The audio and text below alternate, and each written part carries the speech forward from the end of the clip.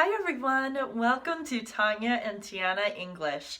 I'm Tiana and today I'm going to be telling you an ESL story using phrasal verbs. This is part 2 in our series, and in my last video I used 10 phrasal verbs to talk about my day.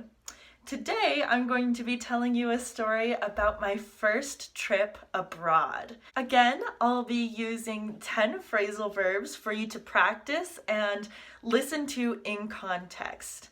But I will also be explaining several ways to use these phrasal verbs. So let's get started.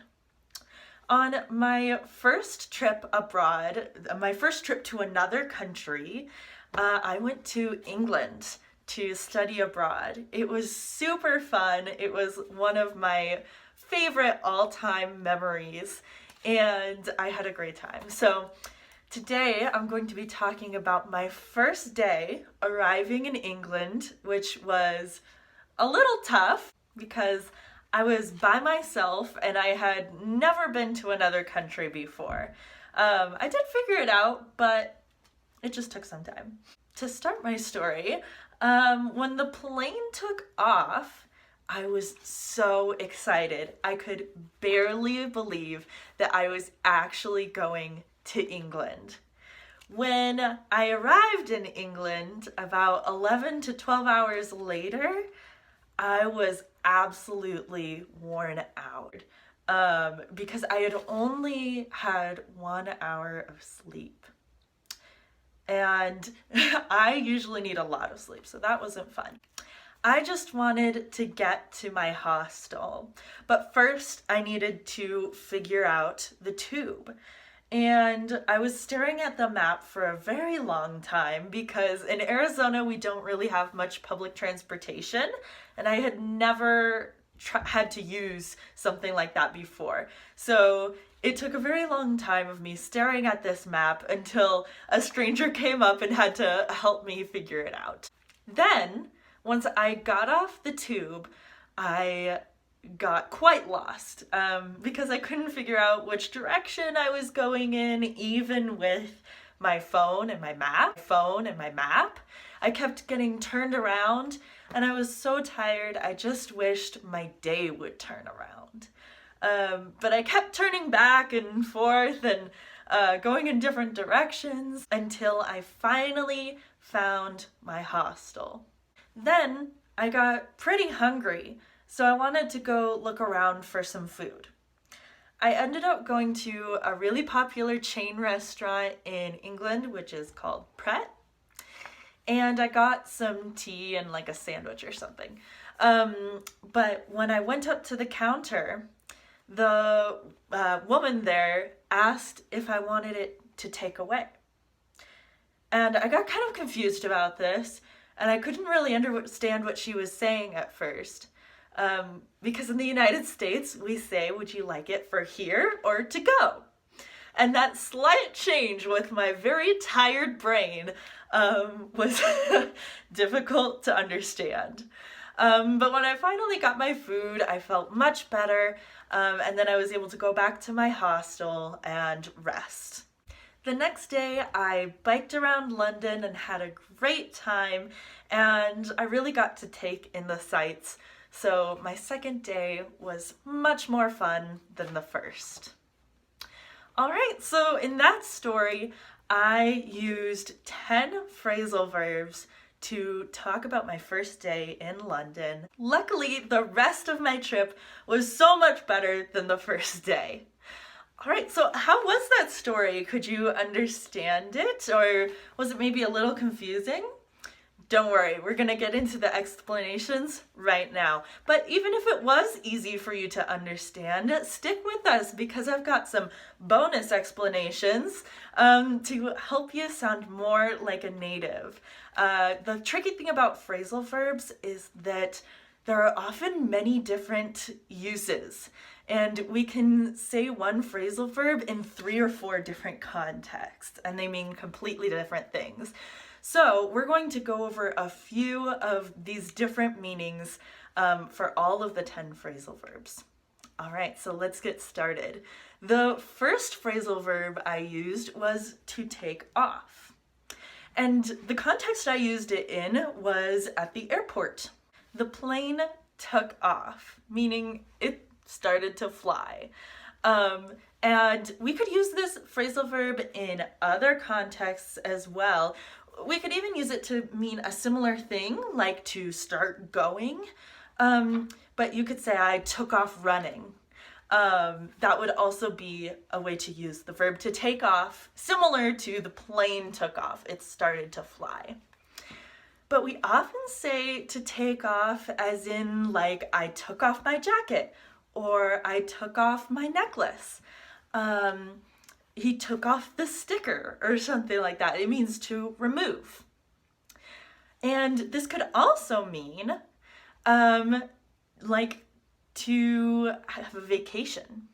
And we see this often at work when you take off time.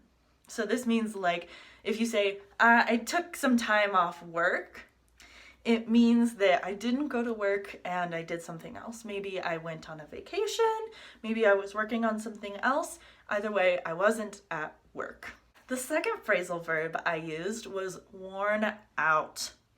I was absolutely worn out at the end of my flight because I had only had 1 hour of sleep. So we could say to be worn out as in I'm so tired or kind of stressed and just done. Like if you have too much work and you get really tired, that's often people will say, I'm really worn out. You can also wear out clothes. So if I wore out this shirt, it might mean it has a stain on it, it has a hole, and it's not very nice anymore. It's not very new. It's pretty old and worn out. So this third phrasal verb was a very common one that we use all the time, and it is to get to. So when we say to get to some place, like I got to my hostel, I just mean I arrived. I could also use this phrasal verb to mean like I got an opportunity. For example, I could say that I got to go to London, meaning I got the opportunity to go to London. Yay!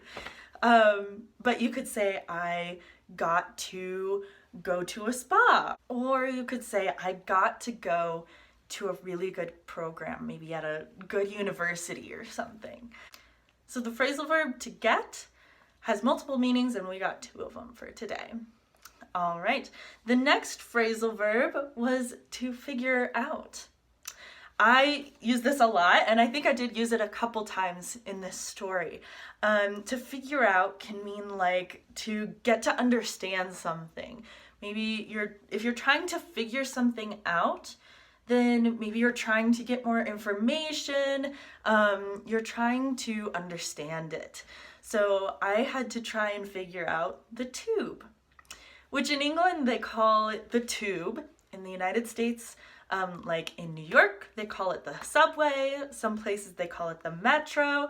There are lots of different names for it, maybe even the train. They're all kind of similar. So you could say any of those. And in London, they say the tube. I had to figure it out because I didn't know what to do.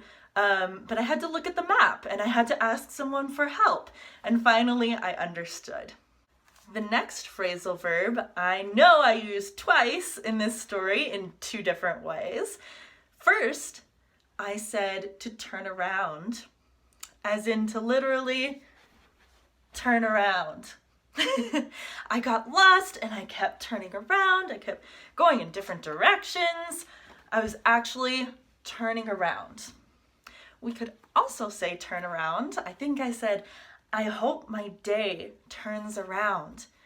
Meaning like right now it's not going so well, but I hope that soon it will go well. Meaning it's going bad, then it's going well. It turned around. Then I used a similar phrasal verb, turned back, or to turn back. This is kind of similar to the first use of to turn around, which is I was going one way and then I went the other way. So it's just to go right back around. I turned back. Our next phrasal verb is to look around. In my story, I said I was going to look around for some food, meaning I was going to go find some food. This could also be like if I was walking around a store and I was just kind of looking around, meaning I was browsing. I maybe went and looked at the candles, and then I went and looked at the flowers. Or if I'm in the grocery store, I went and looked at the fruit, and then I went and looked at the meat, or what have you. We say looking around pretty often, and usually we mean it like this, but we can also use it as a kind of command. If someone says, look around, it means kind of like pay attention, like, look, they're trying to draw your attention to something, really. For example, if I told a joke that was maybe not that funny, maybe a little offensive, someone might say to me, look around, no one's laughing, meaning, look, no one's laughing, your joke's not funny. The next phrasal verb I used was to take away.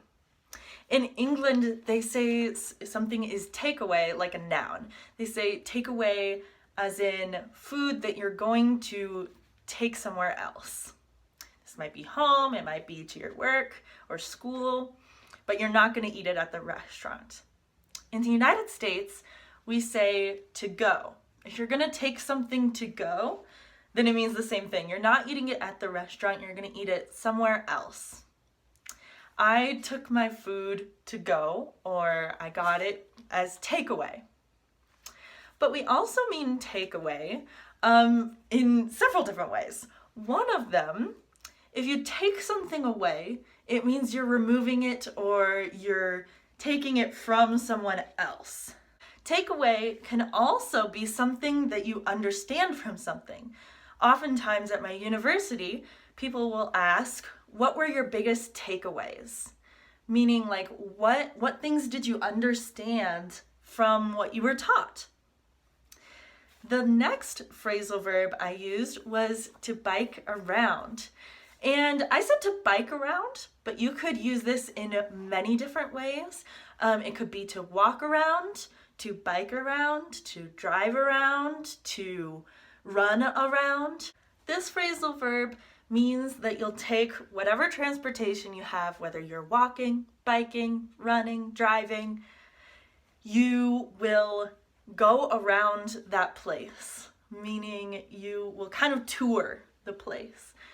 You'll go up one street and then around the other, and then just kind of not really going in a certain direction, but you're just kind of going around. Then I said that finally I was able to take in the sights, meaning I was able to kind of enjoy the sightseeing because London has lots of very beautiful places to visit.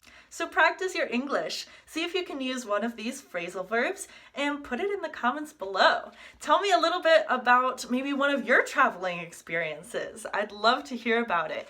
Tell me, where was your favorite place you've ever been? I know London was one of mine, but there are many. It's hard to pick a favorite.